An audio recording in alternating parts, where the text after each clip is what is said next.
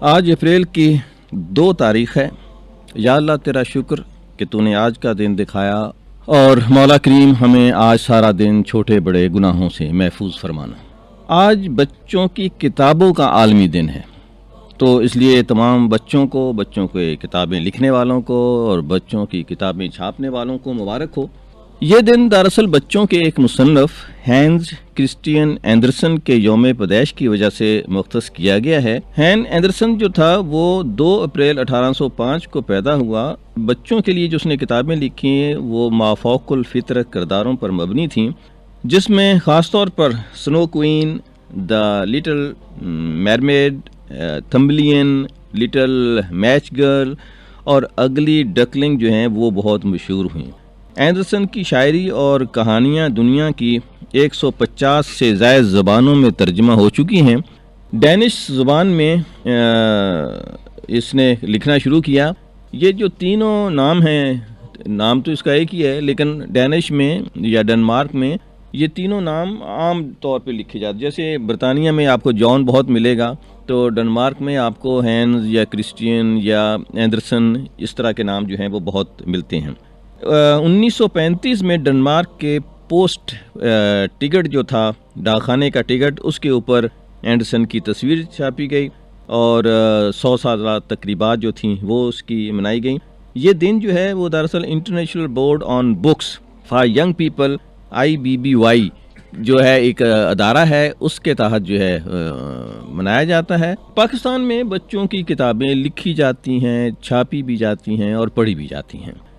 بے شمار ادارے جن کا اگر صرف فہرست بنائی جائے تو شاید کئی صفحوں پر مشتمل ہو، لیکن جو 2-4 مجھے نام یاد ہیں اس میں اسلامک یونیورسٹی کا شعبہ بچوں کا ادب ہے جو بچوں کے لیے کتابیں چھاپتا ہے، فیروز سنز والے بچوں کی کتابیں چھاپتے ہیں، شیخ غلام علی اینڈ سنز کتابوں کی چھاپتے ہیں۔ اسلام آباد میں ایک ادارہ ہے دوست پبلیکیشنز کے نام سے، بہت اچھی خوبصورت کتابیں چھاپتا ہے۔ رائٹرز میں اشتیاق احمد نے بہت بچوں کے لیے کتابیں لکھی اور بڑا نام کمایا، لیکن صوفی تبسم اور اسماعیل میرٹھی کی یاد ہمیشہ تازہ رہے گی۔ ریڈنگ ہیبٹ جو ہیں وہ بڑوں میں بھی کم ہوتی جا رہی ہیں، اس طرح سے بچوں میں بھی کم ہوتی جا رہی ہیں۔ انگلش کی تعلیم نے اردو کی زبان کو بچوں سے دور کر دیا ہے، ریجنل زبانوں کا تو ذکر ہی کیا۔ اس لیے اگر گھر میں ایک عادت موجود ہو، گھر میں کتابیں موجود ہوں، گھر میں ایک چھوٹی سی لائبریری موجود ہے، تو بچوں کو تھوڑا سا شوق ضرور پیدا ہوتا ہے۔ بچوں کے لیے دلچسپ، رنگین اور کم قیمت کتابوں کی ضرورت ہے۔ میں دوبارہ یہ لفظ دہرانا چاہوں گا کہ بچوں کے لیے دلچسپ، رنگین اور کم قیمت کتابوں کی ضرورت ہے، اور یہ سیکھنے کی ضرورت ہے دوسرے ملکوں سے جو اپنے بچوں کے لیے شاندار کتابیں شائع کرتے ہیں۔ اعلیٰ اخلاقی اقدار کتابوں میں ہونا چاہیے، لیکن پہلے دلچسپ ہوں، پھر قوت خرید میں ہوں۔ ہم نے اس موقع کی مناسبت سے حاطب صدیقی اسلام آباد میں بچوں کے لیے لکھنے والے ایک ادیب ہیں، ان کا ایک میسج یا ان سے ایکسپریشن یا گفتگو ریکارڈ کی ہے۔ آئیے ہم سنتے ہیں کہ حاطب صدیقی صاحب اس دن کی مناسبت سے کیا کہتے ہیں۔ سب سے پہلے میں آپ کی توجہ ایک بہت دلچسپ حقیقت کی طرف مبذول کراؤں گا۔ شاید آپ اسے تسلیم کریں کہ ہمارے ملک، ہمارے معاشرے اور ہماری امت میں کتاب کا احترام اور کتاب سے محبت ہر انسان میں فطری طور پر رچی بسی ہوئی ہے۔ کوئی شخص خواہ پڑھا لکھا ہو یا ان پڑھ، وہ کتاب کا احترام بھی کرتا ہے اور کتاب سے محبت بھی رکھتا ہے۔ ہر شخص جانتا ہے اور اس بات کا علم رکھتا ہے کہ اللہ نے انسانوں کی ہدایت اور رہنمائی کے لیے کتابیں نازل۔ آخری الہامی کتاب جو مستند ثابت ہونے والی واحد الہامی کتاب ہے وہ ہماری ہی کتاب ہے۔ پھر ہم سب یہ بھی جانتے ہیں کہ انسانوں نے بھی انسانوں کی رہنمائی کے لیے، ان کے علم میں اضافہ کرنے کے لیے اور انہیں وہ باتیں بتانے کے لیے جو انہیں معلوم نہیں، کتابیں ہی لکھیں۔ آج برقی ذرائع ابلاغ کا دور ہے اور گمان کیا جاتا ہے کہ کتابوں کی اہمیت کم ہو گئی ہے یا کم ہوتی جا رہی ہے یا کم ہوتی چلی جائے گی، لیکن ہمارا مشاہدہ اس گمان کی تصدیق نہیں کرتا۔ انٹرنیٹ کی دنیا ہو یا ٹیلی ویژن کے چینلز کی، سب کے سب کتابوں کے محتاج۔ کتاب کی اہمیت کبھی کم نہیں ہو سکتی۔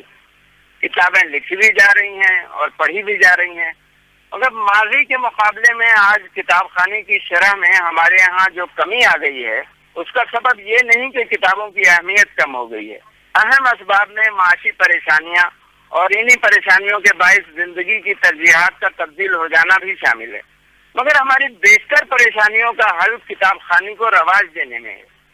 ہم میں سے ہر شخص کو اپنی اپنی سطح پر اور اپنے اپنے دائرہ اثر کے اندر یہ کوشش کرنی چاہیے کہ کتاب خوانی کا رواج بڑھتا چلا جائے۔